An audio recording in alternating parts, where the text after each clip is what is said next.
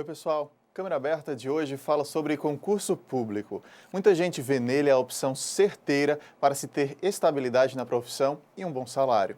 Isso faz com que a concorrência pelas vagas seja cada vez maior, exigindo assim que o candidato esteja muito bem preparado. O programa de hoje orienta quem está buscando a aprovação. Nosso convidado é o professor de concurso público, procurador seccional da União, o Birajara Casado. O Câmara Aberta está começando.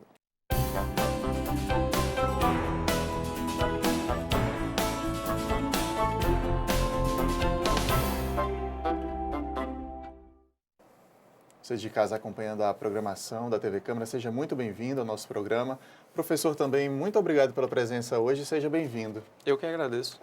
A gente pode afirmar, sem medo de errar, que cada vez mais brasileiros estão vendo, de fato, no concurso público, a opção melhor para se ter estabilidade, para se ter um salário maior? Sim, a estabilidade no concurso público, na verdade, a estabilidade na vida é um dos valores buscados pelo ser humano de há muito tempo. E o labor que se transformou com o tempo deixou de ser algo efetivamente em que classificava alguém como de uma classe social baixa. Na época, na Idade Média, trabalhar era apenas para os escravos ou para as pessoas que precisavam efetivamente se estabelecer na vida como tal. Filósofos, pensadores não trabalhavam, apenas pensavam. O labor, no decorrer da história da humanidade, se transformou em valor, ao invés de ser demérito. E a estabilidade da busca desse trabalho é, para o ser humano, um dos principais valores a serem buscados. A vantagem do concurso público é essa estabilidade, ou seja, passar no concurso público te garante o acesso a um cargo público, a uma remuneração que todo mês ela vai ser depositada, a uma estabilidade que a lei te permite, no sentido de que você não perde o cargo público ao alvedrio do seu empregador, como acontece na iniciativa privada. Então, a estabilidade é o que se chama mais atenção em concurso público. E o acesso à informação, ao conhecimento na internet, tem feito com que muitas pessoas tenham buscado efetivamente o acesso aos cargos públicos cada vez mais. Os planos de cargos e carreiras também, eu acho que são muito interessantes. Você saber que daqui a 5 anos, daqui a 10 anos, o valor vai aumentando, alguns benefícios, né, são acrescentados. Isso, a estabilidade não só efetivamente no cargo, por assim dizer, mas a estabilidade numa evolução funcional. As pessoas buscam nos cargos públicos e no acesso aos concursos, ou por meio dos concursos, a estabilidade de saber que vão se aposentar ocupando o cargo X e que vão ter uma aposentadoria, enfim, todos os benefícios que envolvem também. As pessoas procuram efetivamente os concursos públicos inicialmente por essa estabilidade. E aí vão meio que escolhendo o que fazer, haja vista existir concurso para todos os níveis, a partir da sua instrução já existente ou possivelmente a existir, como as pessoas que se encontram na universidade, estudam para concurso de nível médio e posteriormente continuam se preparando para concurso de nível superior. Mas o que chama atenção no cargo público, o que chama atenção no acesso ao cargo público é a possibilidade de você viver com tranquilidade, exercer o seu labor sem estar efetivamente preocupado, tão preocupado como acontece na iniciativa privada, se a economia ela caminha a passos largos, se isso vai gerar uma recessão na empresa que eu trabalho, se eu sou efetivamente o primeiro que vai embora, se as coisas começarem a andar para trás. Então, o concurso público e também os benefícios que os cargos atrelam a essas especificidades chamam a atenção da maioria da população. Agora, professor, muita gente querendo buscar essa estabilidade, essa segurança, gera essas concorrências enormes, né? Como se preparar para um concurso público? Qual é o primeiro passo que a pessoa deve focar? Bom, eu trabalho com concurso público há mais de 10 anos, seja inicialmente como alguém que estudava para os cargos públicos e concomitantemente estudava e já lecionava, e hoje como professor. No caso específico, a preparação do concurso público ela exige uma análise pessoal, uma análise própria. Você primeiro precisa analisar o que eu tenho em mãos, ou seja, qual é o meu grau de instrução. Se eu tenho um nível médio, se eu tenho um nível superior e que nível superior eu tenho. Então, a primeira coisa a fazer para quem deseja efetivamente almejar um cargo público é ter estratégia, como tudo na vida. Então, é preciso saber qual a minha condição atual. Eu tenho um nível superior, qual o meu nível superior, que cargos públicos ou quais os cargos públicos eu atendo o requisito para concorrer. Então, se eu sou formado em administração, quais cargos de nível superior em administração permitem com que eu possa me preparar? Formado em direito, engenharia e assim sucessivamente. Existem cargos que exigem apenas o nível superior como qualificação. Existem cargos que exigem nível superior em determinada área. Então, é preciso primeiro se posicionar. O que eu posso fazer? Uma vez determinado o que se pode fazer, ou seja, uma vez escolhido o concurso público que você deseja realizar, é preciso também estabelecer a partir daí estratégias. Estratégias de estudo, estratégias de conhecimento da banca, estratégia de conhecimento de cursos. Então, também vai depender da hipótese de se ter recursos ou de não se ter recursos para estudar. A pessoa que tem recursos, ela tem aí a sua disponibilidade, tanto presencial quanto telepresencial, quanto online, vários cursos à disposição no mercado para que ela possa iniciar uma preparação voltada para o cargo específico. As pessoas que não possuem tanto recurso, elas podem se valer hoje de uma ferramenta que até então era pouco aproveitada, mas que hoje é a sensação para quem estuda, que é a internet. A internet ela tem basicamente todo o conhecimento necessário para ser aprovado. A única dificuldade é que esse conhecimento está desorganizado. Organizá-lo gera efetivamente um dispêndio de energia próprio de quem se prepara para os concursos. Os cursos, os professores, eles entregam esse conhecimento organizado, mas as pessoas que não têm tanto acesso ou não têm recursos para preparação, o acesso à internet permite com que essas pessoas consigam aumentar aí o seu nível de conhecimento para a preparação. De toda forma, o primeiro passo, como você perguntou, é saber que concurso eu quero.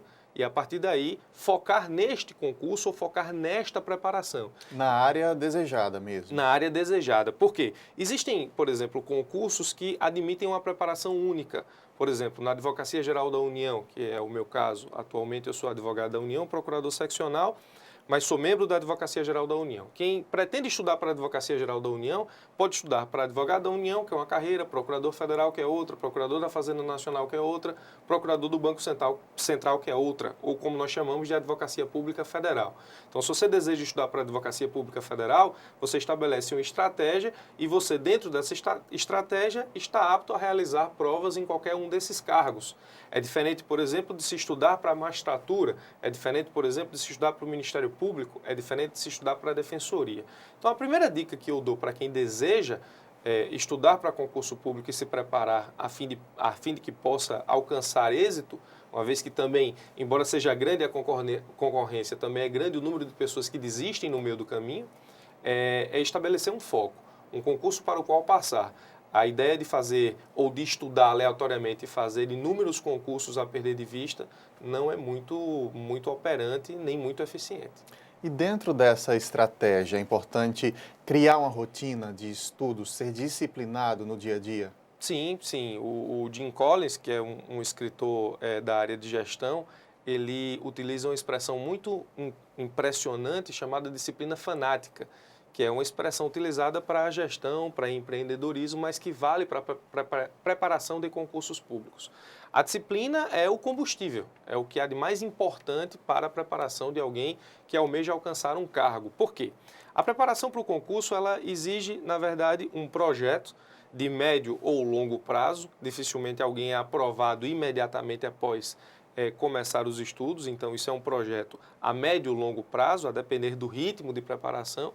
E dentro de um projeto a médio e longo prazo, a primeira coisa que você precisa ter é disciplina. Então, você precisa estabelecer uma disciplina para estudar matérias, uma disciplina para estudar jurisprudência, uma disciplina para conhecer aspectos específicos da carreira que você almeja ocupar.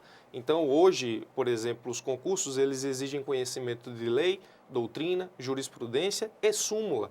Por exemplo, se o concurso for para a Advocacia Geral da União, você precisa conhecer as súmulas da AGU, que é um pensamento ou uma espécie de conhecimento jurisprudencial administrativo criado pelo próprio órgão.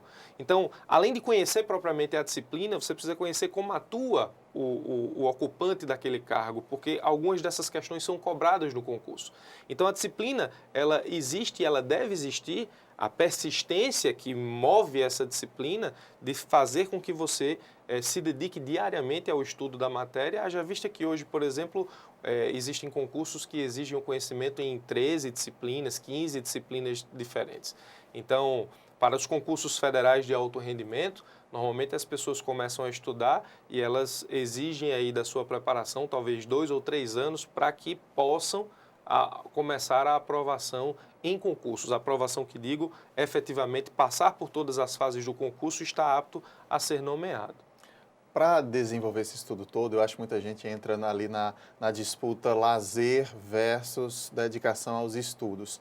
Teria um limite para se estudar? Também é importante dar as pausas? Tem como organizar pensando nas duas coisas? Veja bem, não existe uma fórmula preparada, porque o ser humano é único. Cada ser humano é único na sua conjuntura, na sua capacidade laborativa, na sua capacidade intelectual.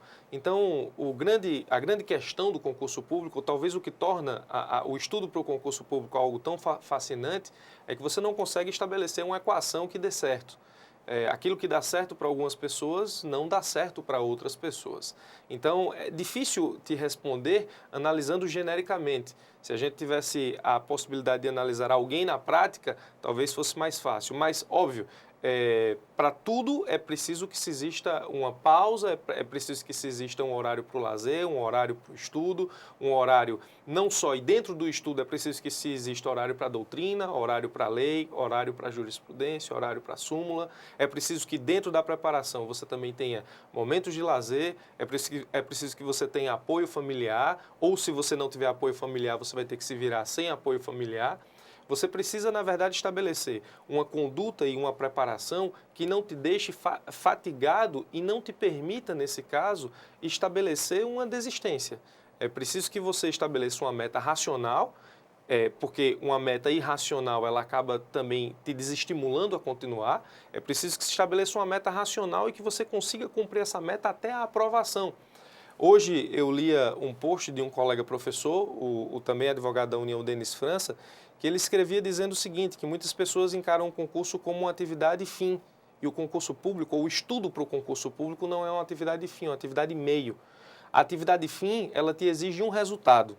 Eu não posso estudar para passar naquele concurso, embora eu precise almejar um grupo de concursos que eu estou estudando, mas eu preciso estudar até que eu consiga a aprovação. Então, se estabelecer uma meta, não é a meta de que daqui a 6 meses eu terei que ser aprovado. Porque se você não for aprovado, e muitas coisas independem de você, por exemplo, a organização da prova, o que cai na prova, até fraude em concurso público, até algum evento que esteja fora do seu controle no próprio dia da prova. Então, se você estabelece a meta de ser aprovado em 6 meses, dificilmente você vai conseguir uma preparação de êxito. A sua preparação tem que ser diária, a sua meta tem que ser atingida de forma diária até que você passe. Por exemplo, para citar o meu caso, já que a gente está procurando um caso em particular, para mim, a minha meta diária foi 100 páginas por dia. Quando eu decidi estudar para concurso e quando eu decidi passar na Advocacia Geral da União, me tornar advogado público federal, eu me estabeleci uma meta de ler 100 páginas por dia. E dentro desta meta, que era a meta macro, eu lia 100 páginas por dia até que eu conseguisse a minha aprovação. E dentro da divisão dessas 100 páginas, eu dividia por disciplina, dividia por jurisprudência, por súmula, por lei, mas a minha meta diária tinha que ser estabelecida e tinha que ser batida por dia. Isso envolvia domingo a domingo, mas o que acontecia? Ao me acostumar a ler 100 páginas por dia, durante o dia sobrava algum tempo se eu necessitasse de lazer. No final de semana também sobrava tempo para a família, para o lazer e assim sucessivamente. Então, para quem estuda para concurso, qual é a situação ideal? A situação ideal deixe de procurar fórmulas prontas e desconfie daquele que diz, eu sei como lhe aprovar. Existem muitas pessoas que dizem isso, existem muitas pessoas que pagam para ouvir isso, mas isso infelizmente não é uma verdade. Procure conversar com pessoas que foram aprovadas em concurso, procure conversar com pessoas que foram exitosas na sua preparação e procure saber que tipo de estratégias essa pessoa estabeleceu na sua preparação, na sua caminhada. E qual é a grande situação? Você ouve várias estratégias de várias pessoas que foram aprovadas e tenta implementar a estratégia no seu cotidiano, na sua preparação. Algumas vão dar certas, outras não. A ideia é testar todas. E se adaptando ao seu jeito de fazer a coisa. Inclusive com a possibilidade de criar suas próprias estratégias. A minha estratégia de ler 100 páginas por dia eu não copiei de ninguém. Foi algo que eu senti necessidade e que eu estabeleci como meta diária e que era a situação que me deixava confortável para estudar. Estudar para concurso não é bom. não posso dizer que seja bom. É exaustivo, inclusive. É exaustivo, é uma tarefa, é uma obrigação, é algo que te pesa nas costas. E a depender da sua situação social ou da sua necessidade de passar, esse peso ele aumenta com o tempo, né? Seja a cobrança familiar, a cobrança dos amigos, seja a possibilidade também de você chegar perto da aprovação em vários concursos e não conquistar a aprovação em nenhum deles. Então, existem fatores e fatores que vão fazendo com que essa preparação pese sobre as suas costas, e a ideia é você ir testando as estratégias. A gente detalha mais sobre isso no segundo bloco. Vamos fazer uma pausa aqui rápida. Na sequência, então, continuamos nossa entrevista sobre concurso público. Até já. Você fica constrangido quando encontra uma pessoa com deficiência? Então, está na hora de mudar. Deficiência não é doença, e essas dicas são para você. Ao conversar com o cadeirante, procure sentar-se. Assim, vocês mantêm a mesma linha do olhar.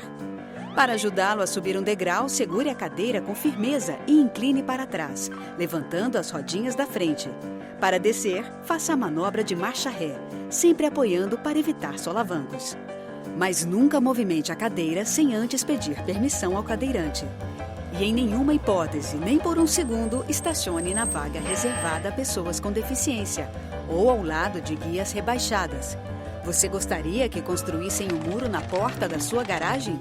Pois é, quando você estaciona em lugares reservados, está impedindo que o deficiente físico se locomova. Cidadania é saber conviver com as diferenças.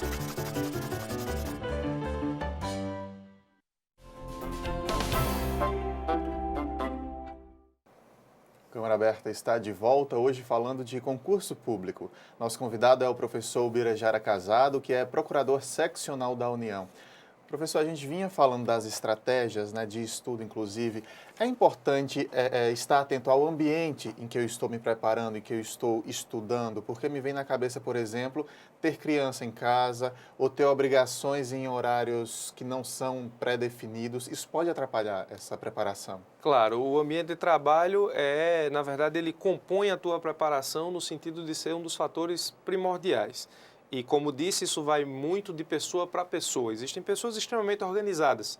Existem pessoas que a sua desorganização é a organização, de forma que se alguém vem e organiza, para ela se torna desorganizado. Então, essa questão do ambiente de estudo, ela vai muito de pessoa para pessoa, e existem pessoas que conseguem estudar com barulho, existem pessoas que conseguem estudar com música, existem pessoas que não.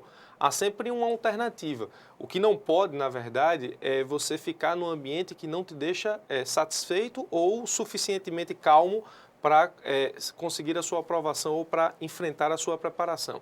Então, existem bibliotecas, existem locais que as pessoas se reúnem em grupo para estudar para concurso, e que também você pode partilhar, se você conseguir estudar em grupo. Existem os grupos na internet, o Facebook ele permite a construção de grupos para que as pessoas estudem coletivamente. Se tem barulho em casa que você não consegue estudar, como acontecia, por exemplo, comigo, o que é que eu fazia? Nos momentos de calmaria, eu gravava o livro, e nos momentos de zoada, eu botava o fone no ouvido e escutava a minha própria gravação. Era uma forma de estudar enquanto havia barulho. Então, a questão é, você precisa estabelecer o teu ambiente de estudo no sentido de que o seu rendimento seja o máximo. O problema é que as pessoas não podem dar desculpas para si. Porque o meu ambiente de estudo, minha casa não é bacana, a biblioteca é distante, eu não tenho condições de comprar determinada iluminação ou coisa parecida. Então, o que você não pode, se você decidiu passar, e se você decidiu passar, é isso que você efetivamente deve buscar, é colocar desculpa nesses fatores externos para não estudar. É preciso se adaptar. Eu acredito e admiro as pessoas inteligentes, e para mim uma pessoa inteligente é aquela que consegue se adaptar. Você precisa se adaptar ao silêncio ou ao barulho e estudar, cumprir sua meta diária. Professor, como a pessoa entra numa rotina exaustiva, como a gente falou, cansativa, é preciso motivação para seguir ali. Existem técnicas para se conseguir essa motivação? Uma vez eu até vi uma declaração do William Douglas, né, chamado aí o Papa dos Concursos, tem muitos livros, ele dizendo que fez uma xerox de um contra-cheque de um amigo e olhava sempre, né? Aquilo motivava ele de alguma forma. Tem técnicas para isso? Se o que te motiva for a questão financeira, essa é uma boa estratégia. Ficar olhando para o vencimento e efetivamente sonhando como você pode organizar a sua vida no momento em que você passar a receber aquilo. Tem muita gente que estuda para concurso no sentido de ajudar a sua família. O concurso ele permite isso. Talvez seja uma das pequenas coisas no mundo hoje, pelo menos na nossa realidade brasileira, que permite com que você não fique estagnado na sua camada social. Alguém que é de uma camada social de baixa renda pode, mediante aprovação, passar para uma outra camada social e ajudar a sua família ou impulsionar a sua família no mesmo sentido. Isso a gente vê diariamente. Eu acompanho várias pessoas que se preparam para concurso por meio da EBEG, da Escola Brasileira de Ensino Jurídico na internet. Então, já acompanhei mais de 300 aprovações para advogados públicos e cada um tem sua motivação diferenciada. Alguns se motivam no financeiro, outros se motivam na realização de um sonho mesmo, né? De alguém que veio de uma origem humilde, de ocupar um cargo de relevância para a República, uma vez que um advogado público ele está participando efetivamente das ações que envolvem as políticas públicas do Brasil e assim sucessivamente. Outros se motivam em se tornar exemplo para os outros, então é preciso primeiro descobrir o que te motiva, qual a tua motivação e a partir disso procurar acompanhar ou dividir o teu sonho com pessoas que são capazes de te alavancar. Ter amizade com pessoas já aprovadas é um excelente motivador, porque você, na verdade, vai ter aí lá do seu lado, ou você vai visualizar alguém que conquistou o que você está buscando. Então, aquele pensamento de que isso é impossível, muito difícil, eu não consigo, isso não é para mim, isso vai sendo deixado de lado à medida que você vai acompanhando pessoas que chegaram lá e que vão te dizendo como isso acontece. Então, a motivação é importante, você precisa saber o que te motiva e você precisa ter doses de motivação ao longo da tua caminhada. Outras pessoas têm um grau de fanatismo pelo estudo e pela aprovação tão grande que essa questão de motivação fica um pouco de lado, ou seja, elas querem tanto ser aprovadas que é tipo assim, dando certo ou não, de um jeito ou de outro eu vou passar. As pessoas que precisam desse elemento, elas devem buscar de forma saudável, né? E uma das coisas também importantes na motivação é não deixar com que outras pessoas te desmotivem. Ou seja, é importante que você não seja desmotivado por pessoas negativas, alguém que efetivamente não quer o teu bem ou por alguma razão sente inveja da tua preparação e fica ali, isso é muito difícil, você não consegue, você não vai passar, é melhor você, no caso, por exemplo, existem muitos advogados estudando para concurso, é melhor você advogar ou coisa parecida. Eu acho que você deve se fixar no sonho, procurar a motivação correta, com pessoas corretas ao seu lado e lhe auxiliando, para que possa caminhar nesse sentido. A não aprovação, eu acho que é um dos principais baldes de água fria, né? Para você continuar após não aprovação seguidas. Como é que se busca motivação depois de insistir e aparentemente não está dando certo? Essa é uma pergunta muito boa, porque a não aprovação ela vem acompanhada de um sentimento de desistência, um sentimento de que você fez errado ou de que você não está no caminho certo, quando na verdade não é assim. Ou seja, a não aprovação faz parte. Dificilmente alguém passa no primeiro concurso, principalmente se for um concurso de alto rendimento, um concurso federal, por exemplo. O senhor levou alguns concursos para conseguir a primeira aprovação? Eu já tive reprovações em concursos públicos, mas eu tive a sorte, ou talvez pelo tempo que eu já vim estudando e também pela facilidade que eu já tinha de dar aulas para os concursos, de conquistar mais aprovações do que reprovações. Mas as reprovações fazem parte. O problema é que é preciso entender aquilo que eu disse no outro bloco. O estudo ou a forma de estudar para concurso é uma atividade meio, não fim. A reprovação deve ser entendida como uma das fases da preparação. É preciso saber reprovar. Ou seja, a reprovação ela não pode ser um dado em si. Ela não pode ser um fim em si mesmo. Ela precisa ser um dado para o próximo passo. Eu fui reprovado, por quê? E aí você pega a prova, vê onde você pode potencializar as suas qualidades e onde você deve, neste caso, afastar os seus defeitos e melhorar em disciplinas que você não é tão bom. Por exemplo, existem pessoas que adoram trabalho e processo de trabalho e vão dizer, agora eu quero ser juiz do trabalho. Beleza, então vamos fazer a prova para juiz de trabalho. O problema é que a prova para juiz de trabalho não tem só trabalho e processo de trabalho. Tem constitucional, administrativo, civil, processo civil, que são disciplinas que eventualmente a pessoa não goste. E aí ela fica meio sem entender porque ela gosta tanto de trabalho e processo de trabalho, não passa no concurso. Porque ela precisa, na verdade, potencializar o que ela não sabe e, na verdade, manter o que se sabe. Para se passar em concurso público é preciso se atingir um nível. No momento em que você, não aprovado, percebe que você não atingiu o nível, a sua pergunta deve ser feita: o que é que preciso fazer para que eu possa aumentar o meu nível? Isso tanto é verdade que o inverso também acontece. Quando você atinge o nível, você passa em vários concursos ao mesmo tempo. E aí você meio que escolhe qual concurso você vai ficar. Então, enquanto não atingido o nível para passar, as reprovações elas vão fazer parte da tua preparação. Uma vez atingido o nível, e se você, por exemplo, neste nível fizer 3 ou 4 concursos, desses 4 concursos, possivelmente você é aprovado em 3, podendo até escolher qual cargo vai ficar. Isso eu já vi acontecer várias vezes. Então, a reprovação tem que ser vista não como um obstáculo em si, mas como uma oportunidade de avaliar o que você está errando para melhorar. Professor, a hora da prova. Muitas vezes a pessoa se prepara, está bem preparado e é no momento crucial que dá errado, que fica nervoso, que não consegue interpretar direito ali as questões. Tem técnicas para se dar bem no momento da prova? O momento da prova é o momento crucial porque é o momento onde você vai despojar todo o conhecimento adquirido no decorrer da tua preparação e onde o examinador ele vai avaliar teus erros e acertos para, enfim, você ser aprovado ou não. O que acontece? Para se dar bem na hora da prova, você precisa treinar a prova. Muitos alunos não treinam a prova, eles se preocupam apenas em adquirir conhecimento, sem se preocupar em como colocar esse conhecimento para fora na hora da prova. Ninguém vai, treinar para uma guerra dançando balé. Você treina para a guerra com treinamentos de guerra. Você, na verdade, simula treinamentos de guerra na sua preparação para quando chegar na guerra você não ser surpreendido. É o que eu digo para os meus alunos. Você não pode ser surpreendido na prova. E como é que você não é surpreendido na prova? Treinando a prova. Existem hoje na internet vários mecanismos ou vários cursos que permitem com que você simule provas semanalmente, se você quiser.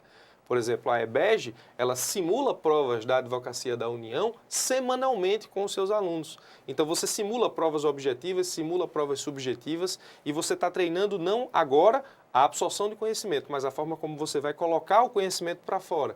Se você treina para esse momento da prova, na hora da prova, dificilmente você é surpreendido com o mecanismo da prova. Obviamente que dificilmente a gente acerta o que cai, uma vez que o universo do conhecimento jurídico ou do conhecimento que se é exigido no concurso público é muito amplo, mas, pelo menos, a metodologia, a forma, os alunos não são surpreendidos nisso. E se você tem tranquilidade para saber o que lhe espera, aí você fica, inclusive, mais relaxado fisiologicamente para colocar na hora da prova o teu conhecimento. Fazer com que o conhecimento que foi absorvido no decorrer de uma preparação, ele seja posto em prática na hora da prova, exige tranquilidade, exige o próprio conhecimento, mas também exige evitar surpresas nessa hora. Isso acontece com o treinamento e com a simulação de provas. Alguns concursos existem uma prova física também, concurso da polícia, por Isso. exemplo. Aí acontece, eu acredito que por erro de algumas pessoas, se preparam muito para a prova escrita ali e deixa meio de lado essa questão física. É aprovado na primeira etapa, não consegue passar pela segunda etapa. É preciso ter essa ideia, né? Esse equilíbrio entre se dedicar seu tempo às duas coisas. Claro, não só para as provas físicas, como, por exemplo, para as provas de concurso que exigem conhecimentos de forma variada. Os concursos têm provas objetivas, provas subjetivas, provas orais, e você precisa, na verdade, respeitar o edital e respeitar a forma de exigir o conhecimento do concurso. Isso acontece não só no aspecto de prova física, como, por exemplo, também, se você, como falei, estuda mais uma disciplina do que outra, aí os alunos acabam estudando mais do que gostam e deixam de lado o que não gostam. Se a pessoa não tem um costume de ter uma atividade física recorrente, ela não vai gostar de realizar atividade física, ela vai se preocupar isso somente às vésperas da prova física e ela não vai conseguir. Então é preciso você dedicar tanto aquilo que você gosta dentro do concurso quanto para aquilo que você não gosta, o mesmo tempo, ou talvez, a depender da pessoa, mais tempo ao que não se gosta e menos tempo ao que se gosta, para que se atinja um nível equânime para todas as etapas do concurso. Professor Birajara, muito obrigado por suas orientações, seus esclarecimentos. O programa passou rapidamente, porque é muito bom, né, ter ideia aí das nossas falhas e dos caminhos que a gente deve seguir para passar no concurso público. Informações, sem dúvida, muito úteis para o nosso telespectador. Muito obrigado, seja sempre muito bem-vindo aqui. Eu que agradeço e estou à disposição para qualquer outro tipo de situação semelhante. Obrigado. O Câmara Aberta termina aqui, mas você pode manter contato com a gente sempre pela internet. Curta nossa fanpage facebook.com/TV Câmara JP. Lá você pode rever nossos programas, sugerir pauta, deixar um comentário, mande sua mensagem. Muito obrigado pela companhia e até o próximo programa. Tchau!